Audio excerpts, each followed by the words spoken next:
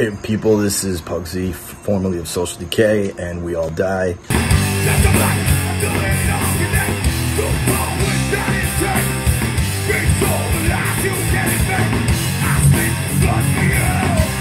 Me and Frank are going to talk about collecting and horror today. Enjoy. This goes out to my friend Anthony Harper.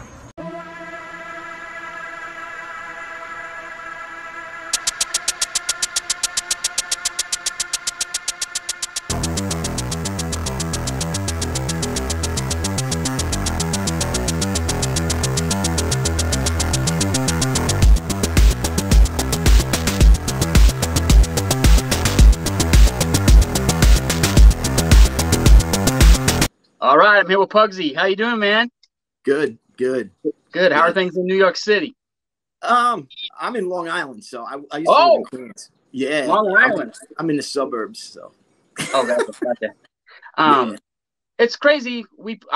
Our bands played together at Lucky 13 some 4 or 5 years ago, and if I would have only known what a nerd you were too, I think we would have had a much better time. I think, or it would have been a better night. Yeah, we'd have been talking about horror instead of music. Right on. Or both. When did you get into collecting? Oh, man. I'd have to say probably about almost 20 years ago. Oh, right on. I mean, I was always a huge horror fan since I was little, since I was a kid. I started collecting, like, just the figures, and I had a whole bunch, and I still have a lot, and I keep getting more and more. You know how it is. I can see. I know. Yeah. When you were younger, growing up, what kind of toys did you have way back when? Were you the G.I. Joe kid? Were you the Yeah, the original G.I. Joes, the big ones, and then after that, that was the 70s. Later on, I was like huge Star Wars. I had so much Star Wars stuff, man. And, changed the world, man. Yeah. Where did you live when growing up? Were you actually in the city then, or are you still Long Island, or? No, my parents, we lived in Staten Island. That's where I was born, and then we moved to Jersey when I was like 5, and then I moved to like near Seaside, the Jersey Shore area, like Tom's River. But I think I was like in 6th grade, something like that. And then I stayed there ever since. And then I wound up getting in a band and, Social Decay, and did that for like 100 years, it seemed like. And, yeah. And then my brother was really into horror. So we kind of used to sit down and watch, I would sneak at night and watch HBO and watch like Texas Chainsaw Massacre, like in the middle of the night.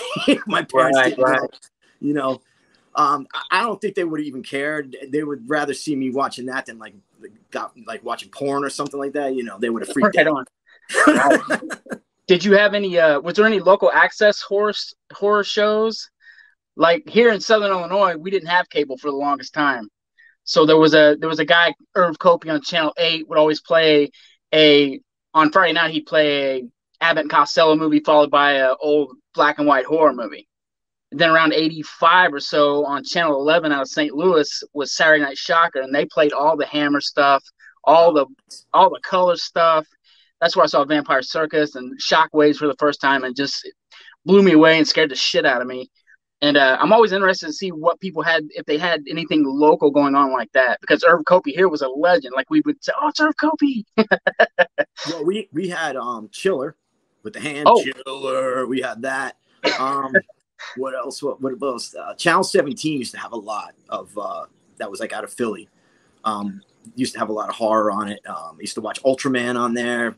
They used to have Ultraman, the original 70s Ultraman, and Channel 11 sometimes would show horror late at night. 4:30 movies. Like in the afternoon, you'd see a little horror here and there. There was a lot of TV movies like Kolchak. I used to watch like when I was a kid, like unbelievable. And, all the TV movies, of course, Salem's Lot, Don't Be Afraid of the Dark. You turned me on to that. That's awesome. Gargoyles. Yeah, I was going to say 2 movies that I saw staying home sick when I was a little kid. One was Gargoyles. It was on the 11 or 12 o'clock movie. And then, oh gosh, damn it.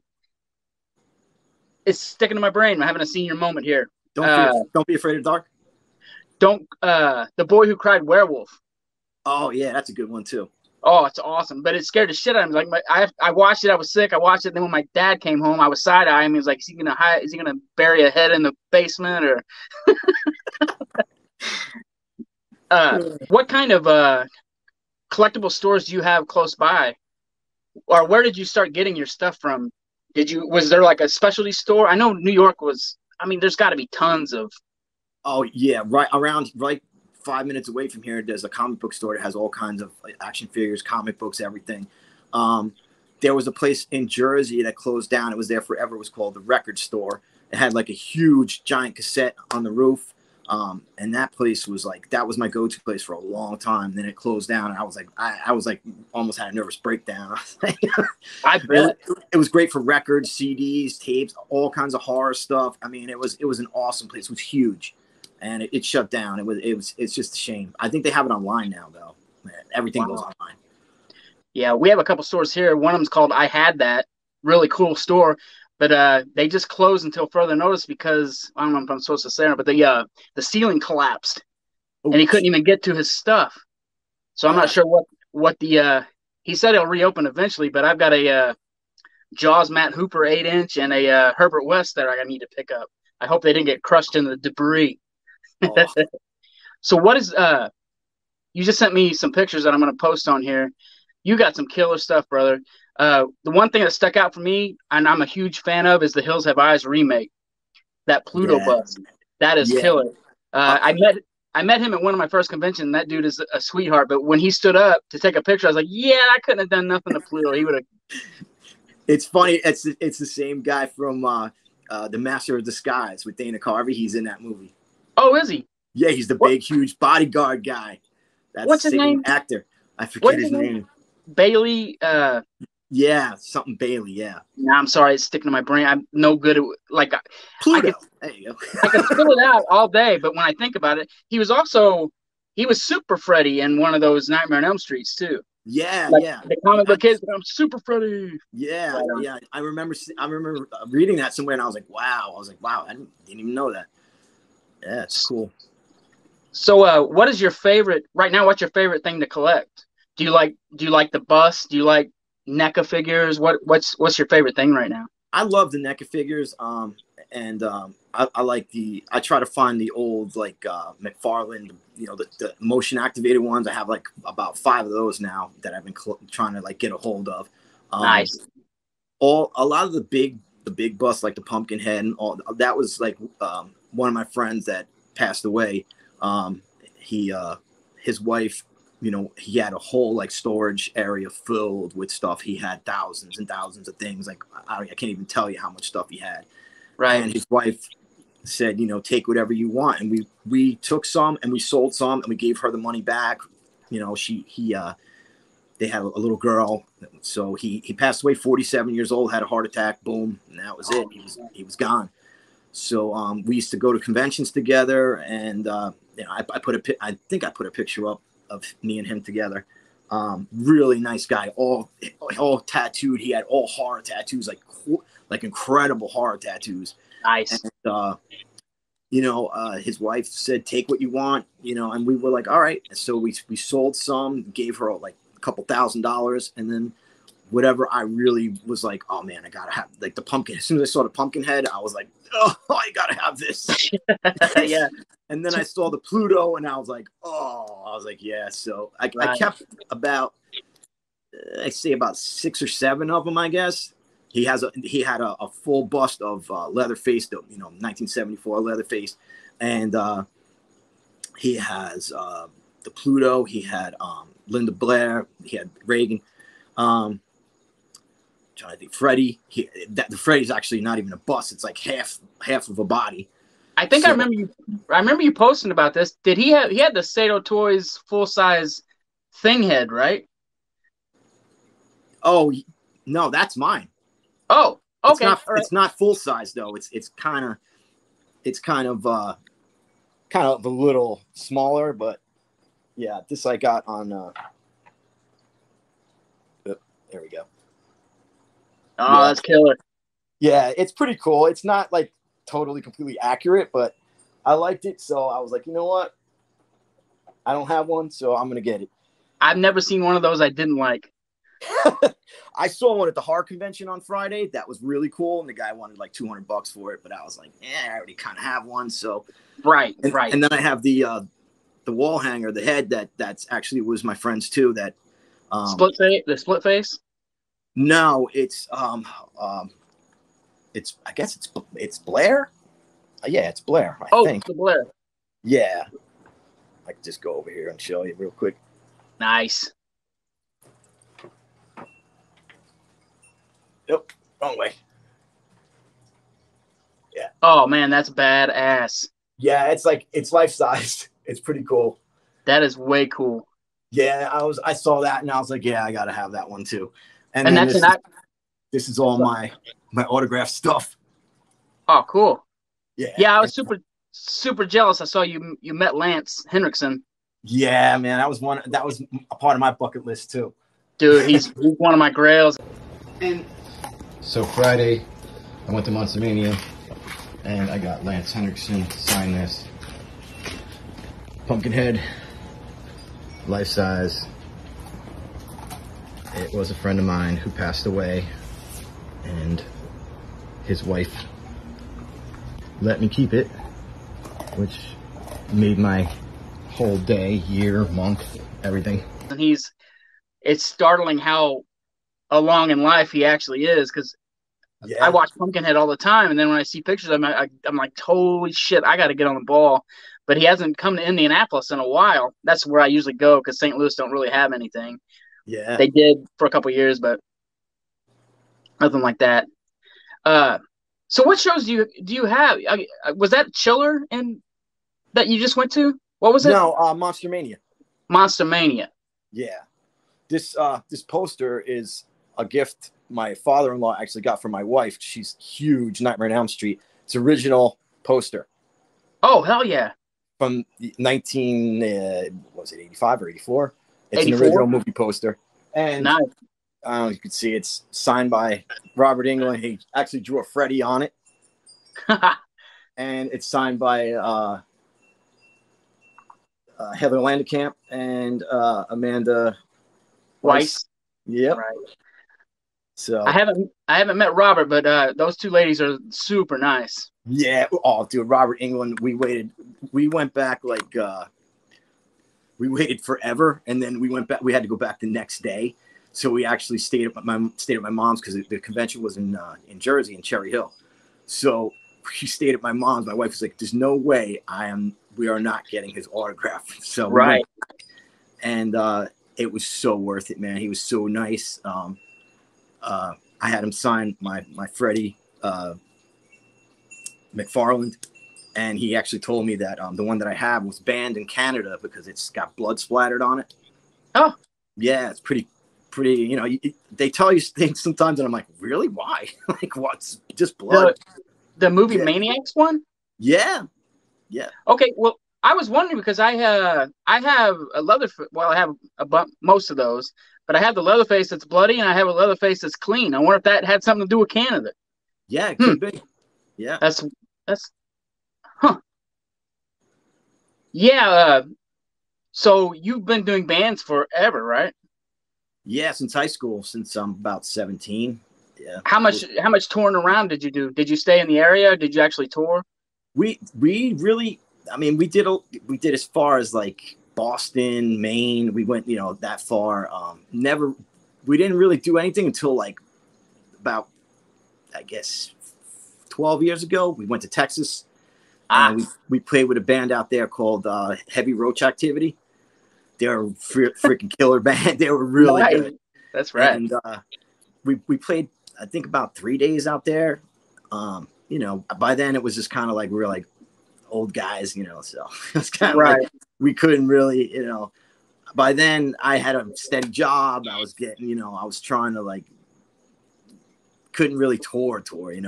I kept waiting to tour and putting my life on hold and and then it was just like, all right, man, this is enough now. I'm going to be like 50 years old. I can't be, so. Right. Struggle is real.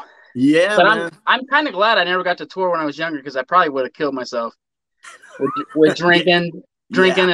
and the little man syndrome that I had when I was younger. I'm just Yeah. glad it didn't happen till later in life. And we were like that. We did a 2 week run.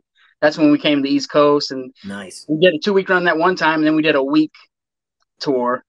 But what I was getting at is, if you did any touring, if you saw any collectibles when you were on the road and like, God damn it, I gotta have it, but you didn't have the funds or the cash, or When I was in Texas, I actually bought. I didn't buy any horror stuff. I bought some records. I bought a Gangrene record that the older Budweiser. It was right. on green vinyl. I still have it, and I bought a Battalion of Saints 45 that I never saw before. I bought that. Other than that, I mean, I probably saw stuff in that record store that I could have been like, could have probably bought, or horror stuff, but I was kind of like, do I want to carry this on a plane and bring it all the way back? So Exactly. we weren't on a tour bus. We just flew there, played a couple days, and then flew back. Oh wow, you flew. Yeah, we were stuck in a van every time. Yeah, we pulled our money together and kind of just like, all right, if we're gonna do this, let's just go. And we stayed in we stayed in one of the guys' houses from Heavy Roach Activity. If you ever get a chance to listen to them, man, you probably did. Really good. Yeah, for sure. That name alone, I'm very interested to hear what they do. Kick-ass Texas band. Gotcha. So you have a lot of stuff. Is there something that is a grail that you've been eyeing and you want? Or what did I just recently was I'm obsessive compulsive when I see something, and then I've been like that since 1983, whenever the 12-inch Mr. T came out. I cut that fucking picture out of the catalog and had it in my drawer, and got it a couple Christmases later. My mom and dad were really good about. I didn't get the Millennium Falcon in '78. I got it in like '81 or so. Oh man, forget about that. I had the Death Star. I had the Millennium Falcon. I had the Cantina. I had like so much Star Wars stuff, man. And then it was just like I sold some of it.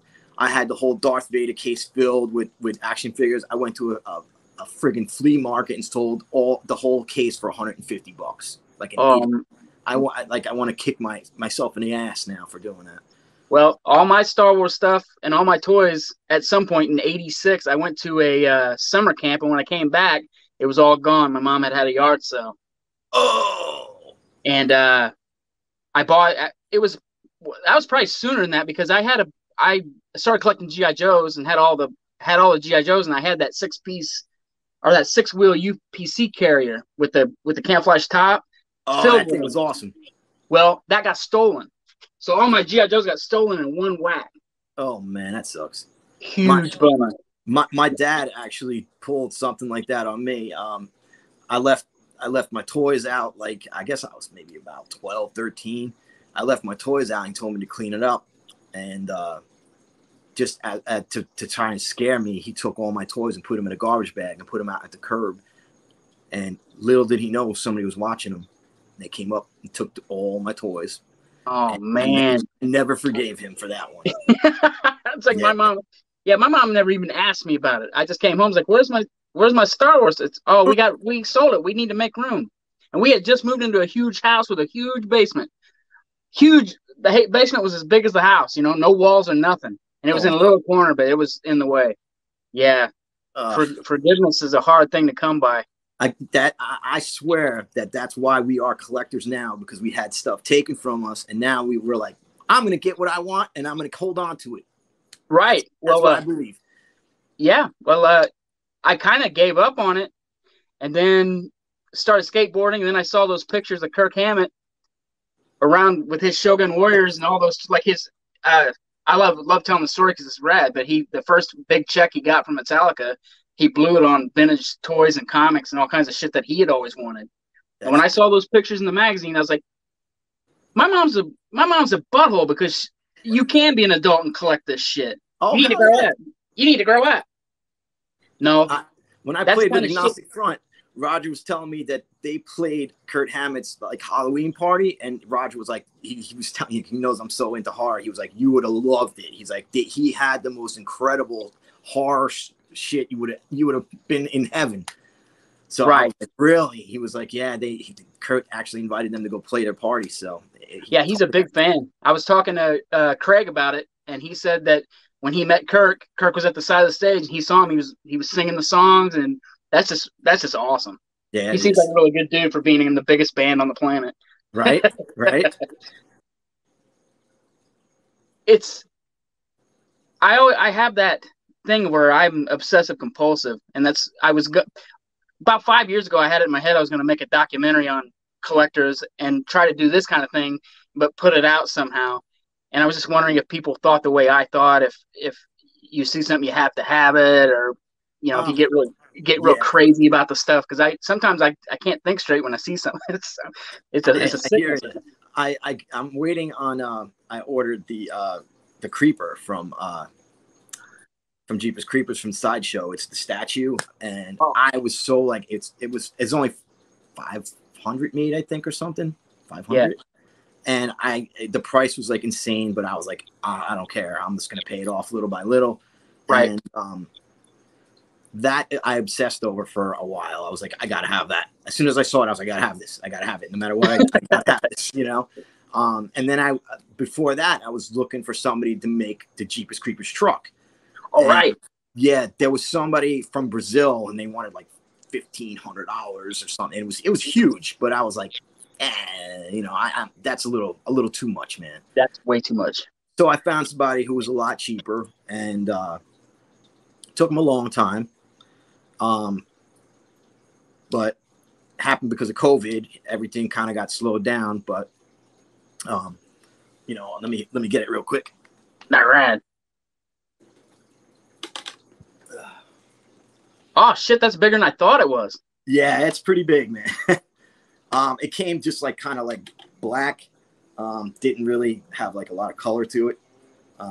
But I painted it myself, and then I hooked up the lights and nice. Put these lights up on top. These were fake. So, I hooked it up, made it a little bit better. The top comes off, and lights go on. That is rad. That looks like that's pretty much scaled to the Migo creeper that's out. Yeah, it's pretty. I think it's 1/4 scale. He said, and then I got the old. He put a sound card in it, which is pretty. Cool. That is pretty goddamn and the cool. Headlights work too. So that's where is it? I can find it. I can never find the freaking headlight switch for some reason. It's there somewhere. Oh, it's there somewhere. But I put these bezels on to make it look a little bit more realistic. It was just like lights, and I was like, it looks kind of. So I made it look a little more realistic. I put tint on the windows. I actually bought real tint, and I put plexiglass because he had like some kind of like not really good plastic in there. It was kind of flimsy, so I put plexiglass and glued it in there and hooked it up. I made it a lot better than it was. I mean, of course, it came. The bumper was separated from it. I had to glue that on. The back bumper was separated. The doors open in the back, and you can see it has the eating you on the back. The bumper. That is killer. Yeah, it's pretty. That was an obsessive one that I really wanted really bad, and I got the Kurt Barlow, the vampire, in the coffin. Al Warner made that. Right. He sent me to him, bro, and I was like, thanks. He's incredible. Did you see? I think see. That's the problem. I see so many guys making this stuff. I can't really remember who did it, but I think Al's the one that did the Barlow mansion. The house? Yeah. Oh, yeah. Oh man, it's insane. Yep. It's so big. It's like I want it. Where would I put it? I'd have to make. Well, I wouldn't have to make room. It would fit, but I probably couldn't afford it. He's got the video on YouTube of it, and it's like he has it outside and everything, and it looks so real. It's like, wow. If I remember right, he pans down and the moon's behind it, and it's like, God, it looks real. Yeah. I was showing somebody, one of the guys at work, and I was like, they're like, oh, that's the house from Salem's Lot. I'm like, no, that's a miniature. They're like, get out of here. I'm like, that's miniature. And he like, when it starts zooming in, he's like, who the hell made that? I'm like, the same guy that made my my Kurt Barlow. Right on. So back to Jeepers Creepers. Are you looking forward to the new movie? Dude, let me tell you, I'm really happy that it's not Victor Salva. You know, he's got such a bad rap. He's a piece of crap, basically. But the movies, you know, 1 and 2 were awesome. 3 was I'm hoping this 4th one is going to be really good. I really hope so. The trailer looks really good. Yeah. Is there any other movies you're looking forward to that are coming out? Halloween fan? You looking forward to Halloween Ends? You know what? I saw the last Halloween, and I liked it. Was rough. It's Evil dies tonight. That just got on my nerves, man.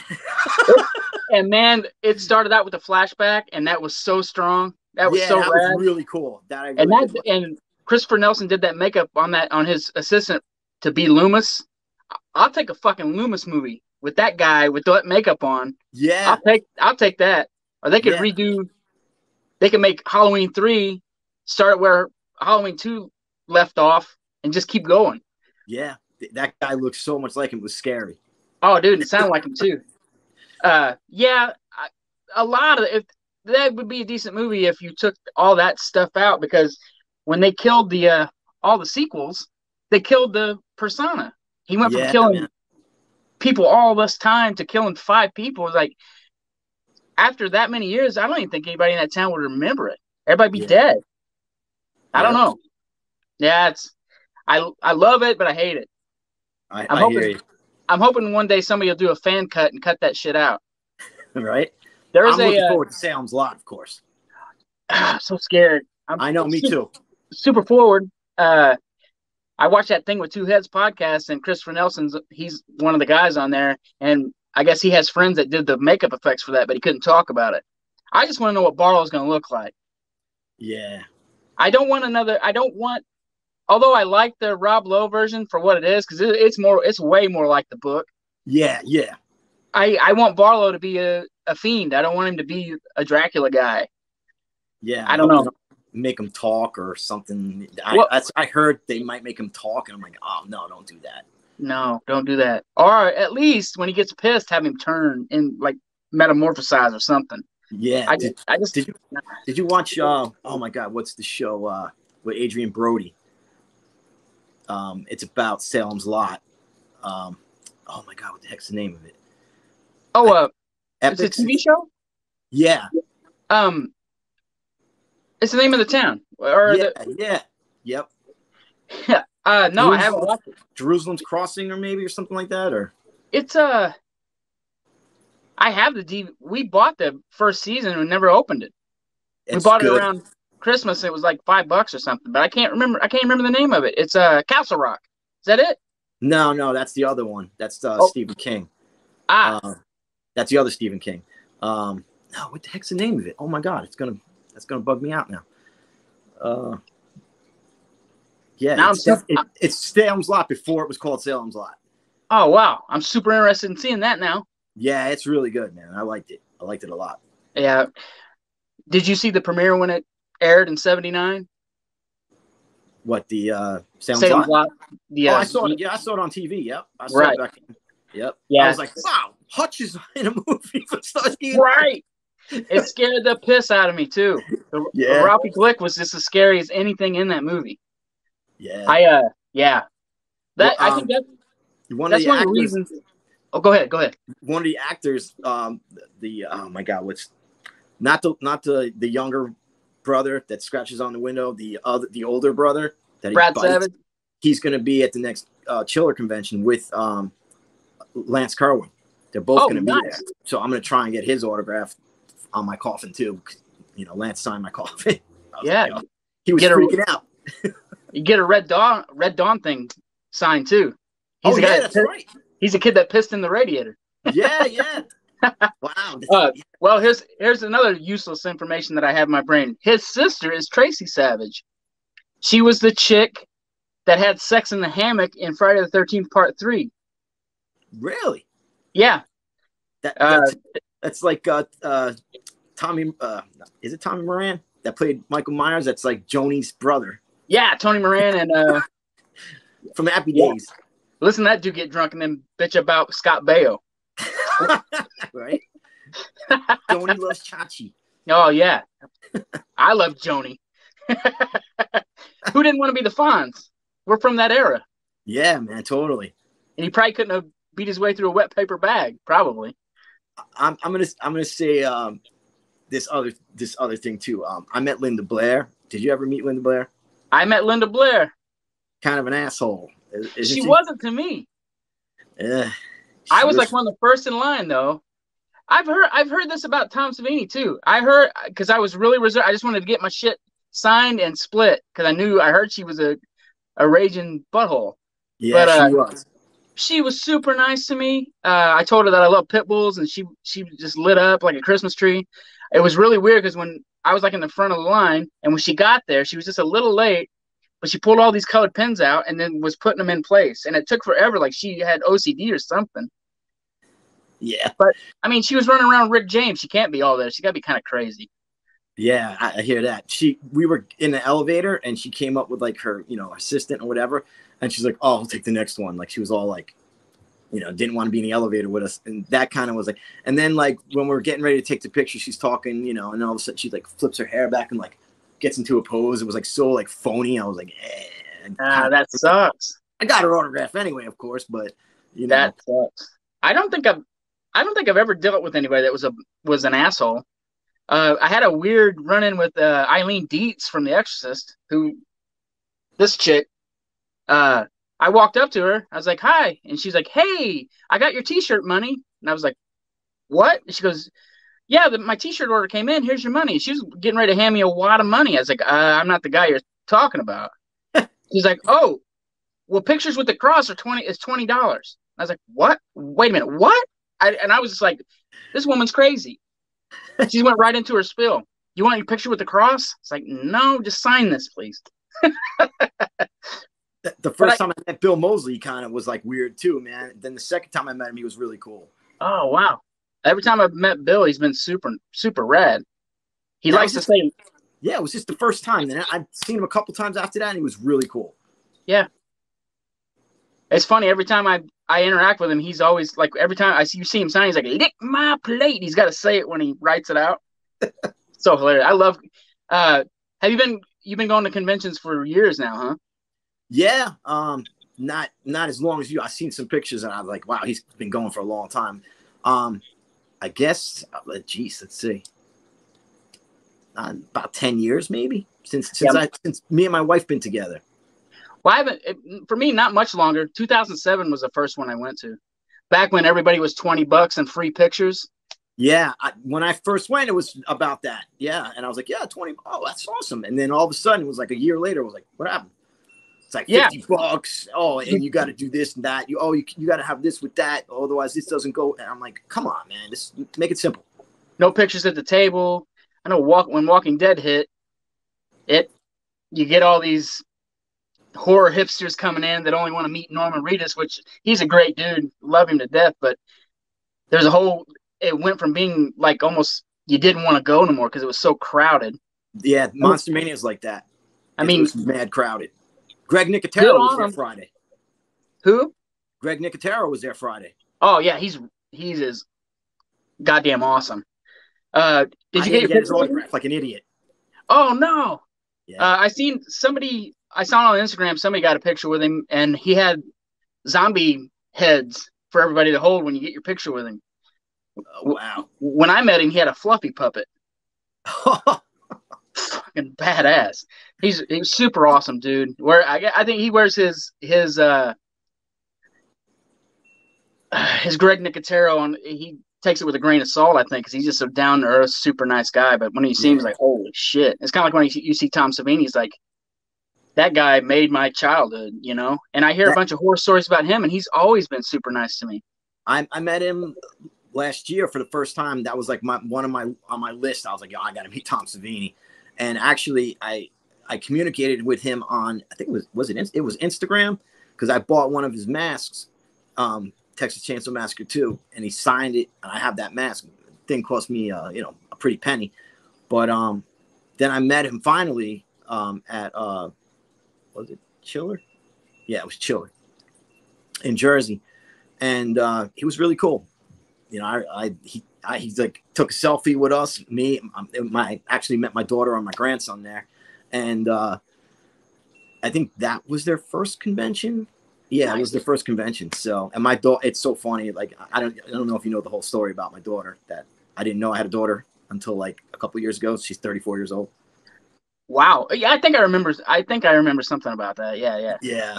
And it's so funny, man, because she's so me. She's tattooed. She loves horror. It's like I never. It was like I was always there. Oh, that's awesome. Yeah. I never met my dad. All I got from him biologically was alcoholism. Luckily, I cut that shit out. But that's crazy how you can not even be around somebody and still. I wish. Yeah, my dad was a schmuck. He should have been into horror and stuff. All right, I already had that taken care of though.